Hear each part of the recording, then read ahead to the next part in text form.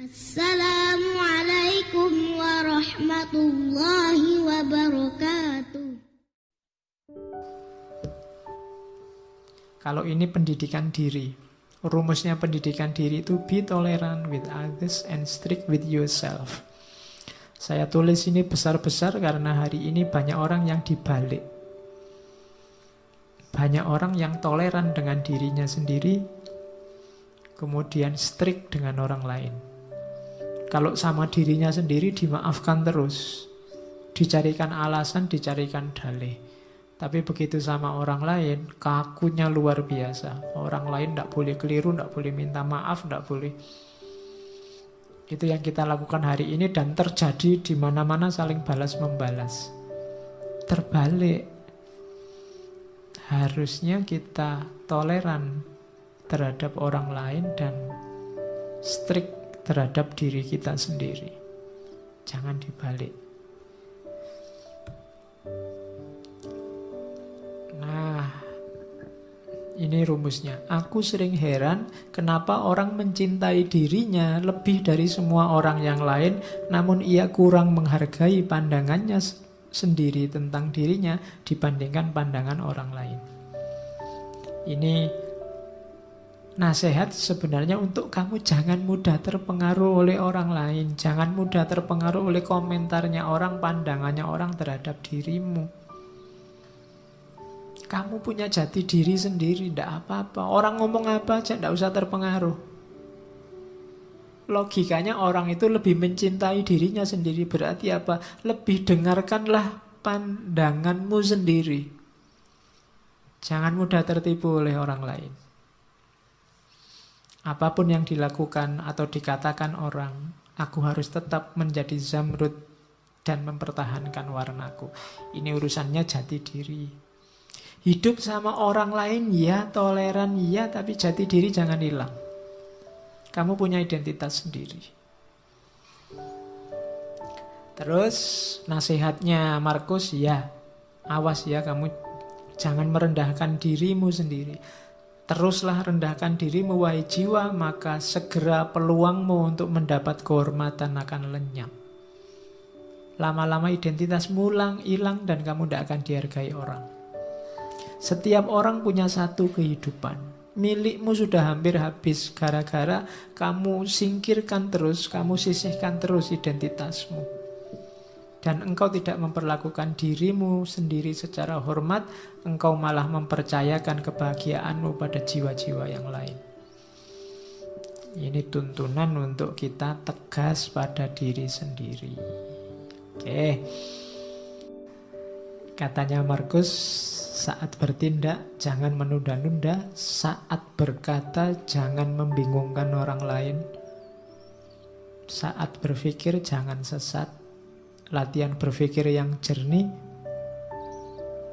jiwamu jangan pasif atau agresif. Pasif itu tidak ngapa-ngapain, agresif itu menyerang orang lain. Hidupmu jangan hanya mencari keuntungan. Nah, ini rumusnya. Lakukan kebaikan segera, jangan ditunda-tunda.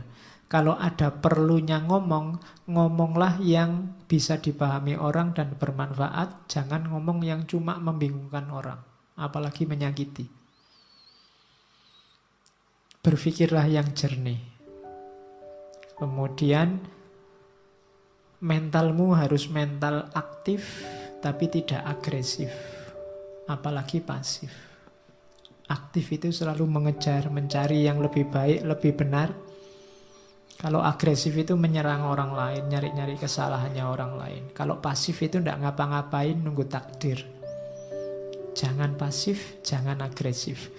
Terus hidup jangan hanya menggunakan kalkulasi untung rugi. Kamu akan kecewa.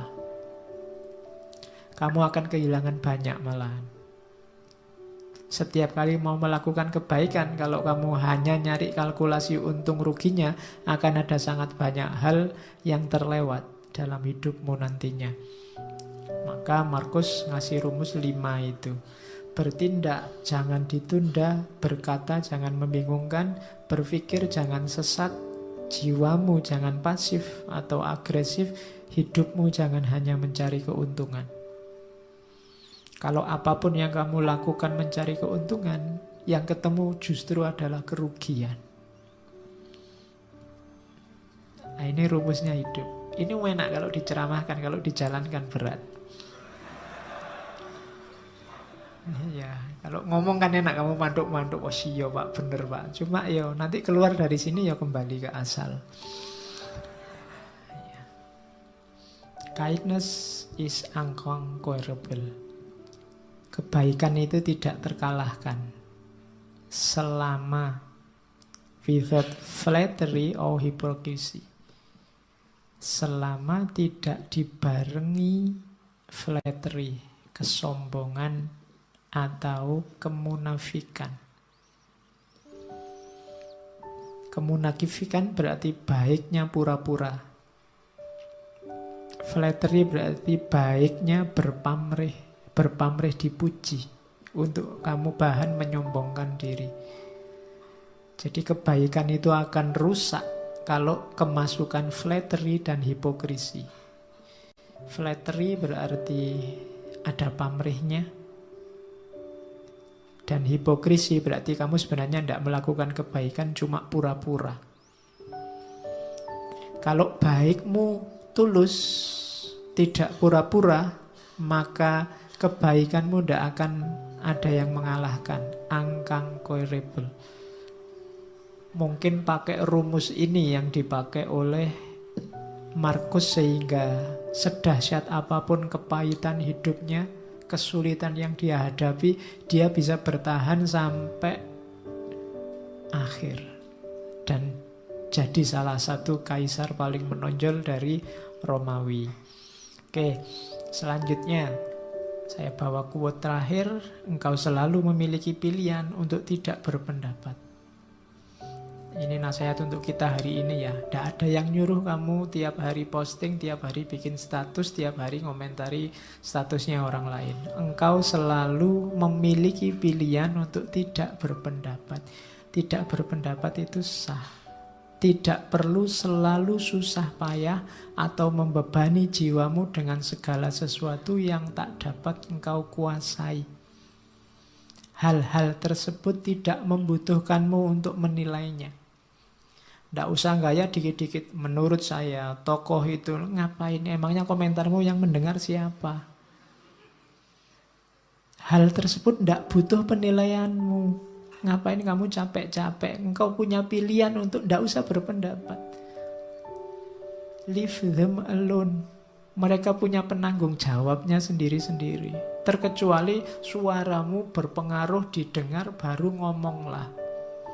Tapi kalau tidak, cari yang lebih esensial untuk hidupmu, untuk dikomentari dan dibahas. Itu nasihatnya Markus. Hari ini banyak orang yang bukan wilayahnya, tidak seharusnya dia menilai, mengomentari. Ikut menilai, ikut mengomentari sehingga kacau semuanya. Idza wusidal amru ila ghairi ahlihi fantadhiri sa'ah. Leave them alone. Biarkan yang bertanggung jawab yang ngurusi. Oke ya. Oh, masih ada. Stop whatever you are doing for a moment and ask yourself. Ini nasihat panjang. Am I afraid of death because I won't be able to do this anymore? Biasanya yang membuat kita banyak terhenti untuk melakukan kebaikan adalah takut mati. Was-was, takut mati ini sering mengganggu kita. Katanya Markus, sekali-sekali gini deh rumusnya. Saat kamu melakukan apapun yang membuat kamu senang, coba berhenti sebentar. Apa gara-gara ini ya? Gara-gara khawatir ndak punya ini atau ndak melakukan ini, aku takut mati. Seberapa pentingnya sih yang saya lakukan ini? Seberapa baiknya sih yang aku miliki ini? Setiap kali melakukan itu, coba berhenti sebentar. Nah, ini untuk meminimalisir rasa takut mati. Kira-kira kalau ndak ada ngaji filsafat ini kan ndak apa-apa toh. Ngapain sih harus tak gendoli sampai takut mati misalnya. Nanti kalau saya ndak ada yang mimpin ngaji sopo, ngapain sampai mikir ke sana. Wong ini ndak ada juga ndak apa-apa. Kalian kalau ndak ada ngaji kan malah santai, ndak ada beban untuk datang ke sini, bisa diganti yang lain. Tapi kadang-kadang yang ndak harus menggendoli, mengikat hidup kita jadi mengikat. Kuliah misalnya, kamu kan diikat sedemikian rupa oleh dunia yang namanya kampus dan kuliah. Apa iya sih hidupmu wajib ada kuliahnya, wajib di kampus? Simba-simbamu dulu kuliahnya sekolahnya cuma sampai SD, SR. Ya sukses, sawahnya luas. Bisa nguliahkan anak cucunya. Apa wajib harus ada itu? Apa wajib sih harus punya rumah, punya mobil, punya itu? Itu caranya untuk menenteramkan hati dari rasa takut akan mati. Karena nasihat terbaik itu kan mati.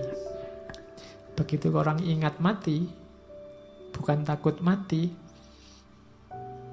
maka kemungkinan besar dia akan mudah untuk mempersiapkan diri menghadapi hidup sesudah mati, mempersiapkan diri melakukan kebaikan-kebaikan.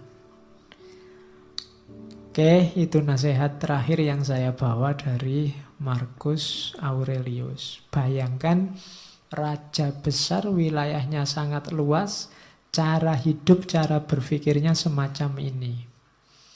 Maka dia jadi raja yang sangat tangguh, terkenal kesabaran dan ketabahannya.